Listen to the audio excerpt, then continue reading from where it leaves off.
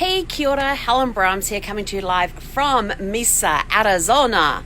Yes, we drove, 100 and something miles. I don't even remember how many miles I drove today. It took me 4 hours. I left at 10:24 this morning, and I arrived here at 2:24 this afternoon, or 2:20 this afternoon, so just under 4 hours. But I did have like about a 20 to 30 minute lunch break in there, so actual drive time was like 3.5 hours, which wasn't too bad given the conditions that we had to drive in. And so I have to apologize for coming on early tonight. I am absolutely wiped out. I am exhausted. It was a good drive, but it was a hard drive, and I'll get to that in a moment. I was going to take you on a walk around the resort tonight, but this place is huge. More about that later. Back to the driving. So we got on the road, everything's going fine, and then, oh my gosh, then the wind started. We had a windy day most of the day. Gusts of wind coming. It was coming from the passenger's side, so it was coming from the south, because I'm heading east, so it was coming from the south.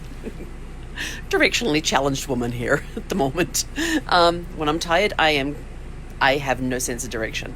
It was coming from the south, from my passenger's side, so my wheel was kind of turned consistently, so instead of having the logo straight ahead, it was kind of on an angle. Lots of windy gusts. There were a lot of bad road areas, but for the most part it was a pretty good drive. There was one time I almost actually there was two times I almost lost control of sparkles while driving. The first one was let's see, what was the mile marker? I had just stopped at the rest area at mile marker 54, was in the RV driving along, and it was just after mile marker 59, because the next one I saw was 60, so it had to be 59. I drive under this bridge, and you know how you have the overpasses that go across the freeways and stuff, and on the side of the overpass they put the name of the road. Well, I looked up, because you never know, there's some very interesting road names out there. I looked up, and as I looked up, I saw the name of this road and cracked up laughing. Like, it caught my funny bone so bad. I am driving. I come out of the shelter of the underpass, whoof, with the wind, and I was sort of like, get control of the vehicle. Fortunately, there was nothing around me at the time, which was really good, because today I had very little traffic on the road, which was awesome. But when I did get traffic, it would be like a batch, and the batch would go through, and there would be a lot of trucks in that batch, and then the batch would go through.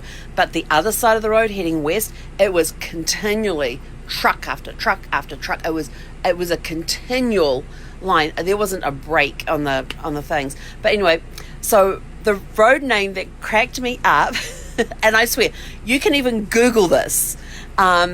And this is going to be a challenge for you too. I want to know the funniest street name you have ever seen, and I have to be able to find it on Google Maps. So what is the funniest street name you have ever seen, and I have to be able to find it on Google Maps? So the one I saw today was called, and I kid you not, because you can Google this, it is called Sore Finger Road. It just cracked me up so much that I almost lost control of the vehicle when the wind hit it. But Sore Finger Road. Who comes up with these names? I'm like, really?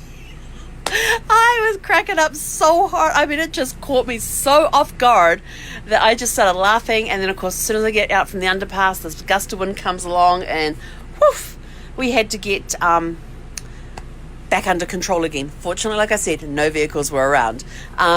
But the other sign that kind of caught me a little funny was usually when you're going through high wind areas, there's signs like, they have those yellow road signs up, the warning signs, that will say stuff like high winds and dust for the next X, but this one had blowing dust area. And I was like, blowing dust. I had all sorts of images going through my head with that one. Blowing dust area.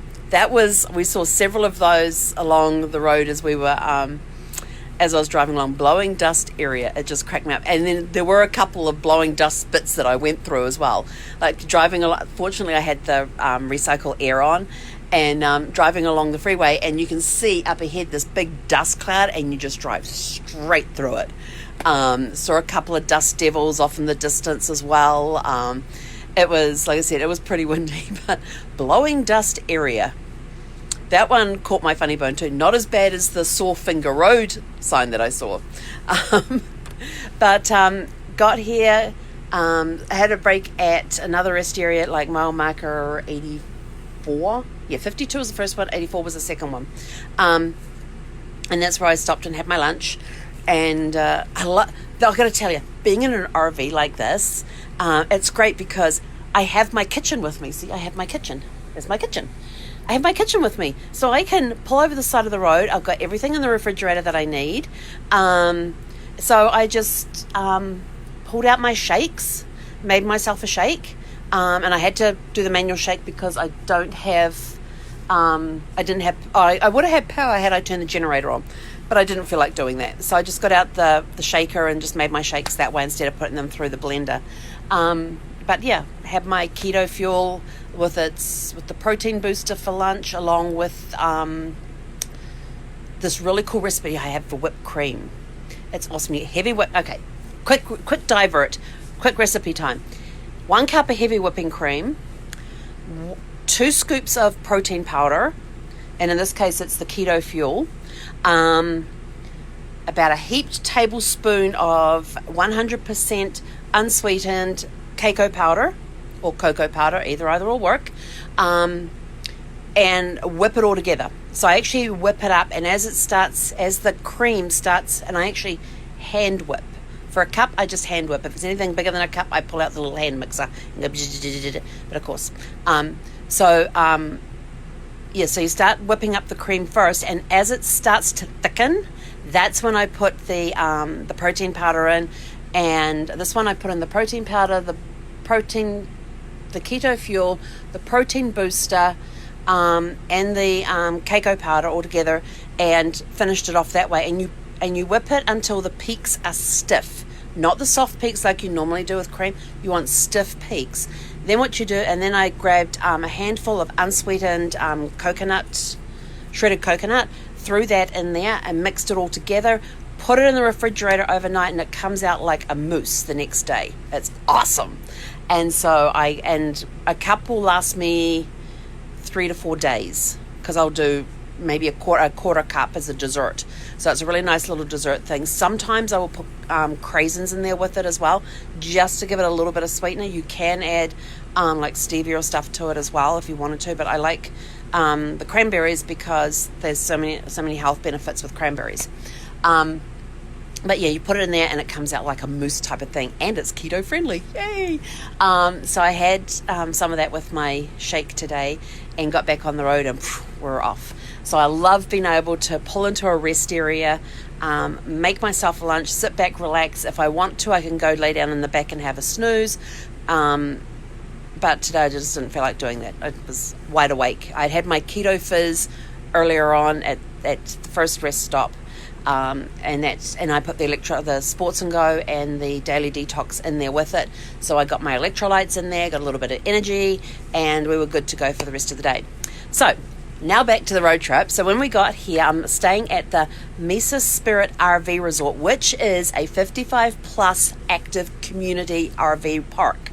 There are a lot of permanent residents here, as well as long-term stayers. So you're getting a lot of the snowbirds come down to this area as well. So there's a gate guard, so I got past him. He told me where to go park and to go into the office. Got a little lost finding the office and ended up going in through the wrong door, but that was okay. They sent me to the right door anyway. To the right area. Got all checked in and all of that, and then they actually have somebody escort you. Even though they give you a map of the property, they then have somebody escort you to your site and back you in. So I followed the guy in the little golf cart, and we're zigzagging all the way through the thing, and I'd already looked on the map to see where it was, and so I knew there was going to be a few turns, but we're zigzagging through this place so I'm as far back as I could possibly be, and the gate's all the way over yonder, south of me, and but then he pulls me out, he gets me to pull over and park, and then he gets me to back in, and he actually directs me in. into the parking space, and they do that for everybody that comes in. They get escorted, and they help you, assist you with backing into your parking space. And so I got all set up. He showed me where all the hookups were and everything else, and then I was left to it. But this is a nice big wide parking site. The RV goes on the gravel. There is a concrete pad, which is your patio, and the concrete pad also is a big concrete pad because it's your patio and a place where you can park your car if you have a car with you. So huge area. I'll post a picture of Sparkles on the site later on. Like I said, I was going to take you guys for a walk, but I am just wiped out, exhausted. So I may do it tomorrow morning, because this is a huge place. Like I said, there's 1,667 sites here. I'll show you I don't know if you can see, I don't know if you'll be able to see all this, but this is the map of the resort. Isn't that crazy? And they have these things called units, which are these little bits in here. I've got the map sideways, sorry. This little bit in here, they're called units, and each unit has different like activity things there. So like I said, this is an active 55 plus community. I'm only 52, but they didn't ask me my age. So in the units 1 and 2, and so each area is divided up into units. So they each have buildings there, and like in unit 1 and 2, they've got shuffle boards, they've got a card room for playing cards in, and board games. They've got a computer room where you can hook up to the internet there, although they do have park-wide Wi-Fi available. They have a TV lounge, a library. They have got different rooms for different events. They've got an activities hall, swimming pools, hot tubs, laundry, billiard rooms, and then let's see, what's the other one? Oh, they've got barbecue areas, barbecue sheltered areas. They've got fitness centres all over the place. You've got pickleball courts, horseshoe courts, bocce, is that how you say it? Bocce? They've got those as well. Tennis courts, horseshoe pits, dog runs. They gave me this that I'm looking at. And over in Unit 6, which is, itchy nose, over that way, they actually have a building. In that building, they have a wood shop, so you can actually go and do some woodworking in there. They have a silver shop, a lapidary. I don't know if it's that's the ones that cut and polish stones. And they have a quilters. They've got a room that says quilters, so I'm going to go check that out. Might be for if you do quilting or something, but I don't do quilting, but I love looking at the quilts when they're made. So there's a lot of different things, and every Friday, that one of the packets they give you has a piece of string and a clothespin with the spring on it. And what you do is you hang that outside by your door somehow, and then on Fridays they come by and they attach to the clip the activity sheet for that coming week. So it's actually really, really cool. So I really wanted to go for a walk, but it was hot, and 2, I was exhausted. Battling this thing in the wind was an adventure. And like I said, right at the back, and over the back fence behind me is one of the main thoroughfares. So there is a little bit of traffic noise, but that's okay. I can deal with that. That's not a problem. But yeah, so tomorrow we'll take you for a walk around here. I'm going to leave you now. I'm going to go probably have an early evening. I want to get this done before 8 o'clock because I don't think I can stay awake that long. Yeah. Oh, that's right. I always say there was 2 times that. So the first time was laughing so hard when I saw the street name, and the second time was I had pulled over into we've got 2 lanes. So I had pulled over into the left lane because there was a truck that was on the shoulder. So if you can, you always pull over into the left lane to give room for the truck. And so he was there, and as I moved back into the right lane again, a gust of wind hit me. I had 2 trucks overtake me at the same time, one behind the other, because they were coming up behind me quite quickly, and I had slowed down. It was like 75 miles along that area, but I was only doing like anywhere between 55 and 60, because if I went any higher than 60 with those wind gusts, I found I couldn't control Sparkles very well. So As soon as I pulled back over, I had 2 trucks very quickly go past me, a bunch of cars, a car with a trailer, and I was trying to find my lane again. So I had moved back over as a gust of wind comes across, and I'm trying to find my lane again so to get me back into the lane. So I was a little wobbly, and you got vehicles going past on the driver's side, and you've got shoulder over here, and it's all like, oh crap. And very quickly managed to get Sparkles back under control. So gaining more confidence as I drive, having to relearn how to drive Sparkles again since all the alignments and everything were done, because she drives completely different. She handles completely differently than when before the alignments were all done. So I've been having to relearn how to drive her and handle her, and learning how to I actually have a sway bar in the back that helps compensate with the wind and stuff too. So very different driving experience, and driving on the freeways. And I gotta tell you, these GPS programs sometimes they suck. The one I have is RV friendly, but it kept telling me that I had to stay left because I was on the 10 and getting close to the 202 east that I had to get on to get here, and it's telling me to get all the way, telling me to go left, and I'm thinking, but I have to go on the 202 east and it's right here. It's trying to send me in the HOV lane. I'm sorry. Casey Kiwi and 3 Gus do not count as people in cars. There's only me.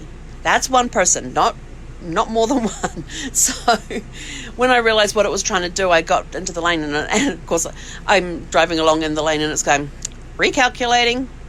And I thought, well, you have a little bit of an attitude as well. But yeah, we got here eventually. So I've got to see if the RV program has somewhere where I can put in there how many people are traveling, so it doesn't try and put me into HOV lanes. But yeah, driving along the 10 and the 202 was interesting. Lots of traffic. It was the most traffic that I had hit all day. So glad to finally be here, be settled. It's awesome here. And tomorrow morning, and that's the other thing. They give you a name badge with the name of the RV resort on it, what your space is, and what your home state is. And whenever you're out of the RV, you have to be wearing it at all times, so that when they see you, they know that you're supposed to be here. So everybody has to wear a name badge when you're outside the RV walking around. So that's going to be an adventure, having to remember that. And I was trying to find I have lanyards, and so I was trying to find my lanyard that I could attach it to. I only have a 32-foot RV, very limited storage, and I know there's a lanyard in here somewhere. Do you think I can find the frickin' thing? Nope, of course not. Absolutely not. And I have been through just about every cupboard and drawer in this place. And do you think I can find it? Nope. Can't find it anywhere yet. I know I have one with me. Oh, wonder if it's in the suitcase underneath. Huh. I'm going to check the suitcases underneath. It may be in one of those, because I have a couple of small carry-on suitcases and one of my underlocker storages, so it may be in that.